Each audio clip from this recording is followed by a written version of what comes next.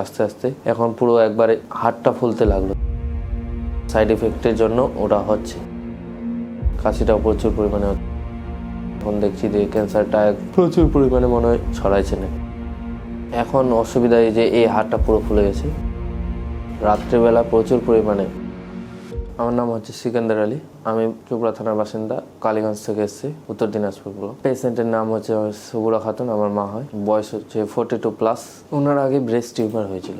Breast টিউমারটা আমরা 2021 কিংবা 22-এর দিকে করি। তো সেখানে বায়োপসি রিপোর্ট করলাম, ডাক্তারবাবু আমাদের বায়োপসি রিপোর্ট দিল, সেটা আমরা বায়োপসি রিপোর্টটা করলাম। ওখানটায় ক্যান্সারের লক্ষণ একটু পাওয়া গেল। আমাদের সাজেশন দিয়েছিল যে কেমো দিলে ভালো হয়। তারপরে আমরা অতটা গুরুত্ব দিইনি, তখন তো অন্য প্রবলেম ছিল। তারপরে 1-2 বছর পর আস্তে আস্তে এখন পুরো একবারে হাতটা ফুলতে লাগলো। তারপরে আমরা ডাক্তার দেখালাম, ডাক্তারের সাথে কনসাল্ট করলাম, রিপোর্ট করলাম। রিপোর্ট এমনি ঠিকই দেখাচ্ছে, তারপরে ধরা পাচ্ছে। এখন মেডিকেলে দেখালাম, মেডিকেলে আবার রিপোর্ট করলাম। ক্যান্সার কনসুলেশনটা পুরো ওটা বেড়ে গেছে। সাইড এফেক্টের জন্য ওটা হচ্ছে, তার জন্য আমরা আবার নিয়ে আসলাম কলকাতায়। ওখানটায় গেলাম, রিপোর্ট করায়।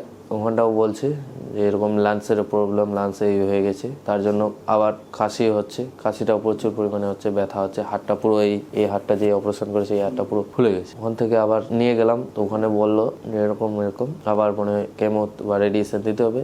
মা ওগুলো দিতে চায় না, বা ফোর্স আমরা করি কিন্তু দিতে ও চায় না। যেহেতু দিতে চায় না, এখন দেখছি যে ক্যান্সারটা প্রচুর পরিমাণে মনে হয় ছড়াইছে না। আমরা ওই করলাম যে আর না দেবে তো আর জোর জবরদস্তি করার দরকার নেই। এখন আমরা তার জন্য পুনর্জন্ম আয়ুর্বেদিক আমার সেন্টারে ভিডিও দেখলাম এবং 2-1 জনের কাছে শুনেছি, ওই মারফত আমরা এখানটায় এসেছি। এখন অসুবিধা এই যে এই হাতটা পুরো ফুলে গেছে।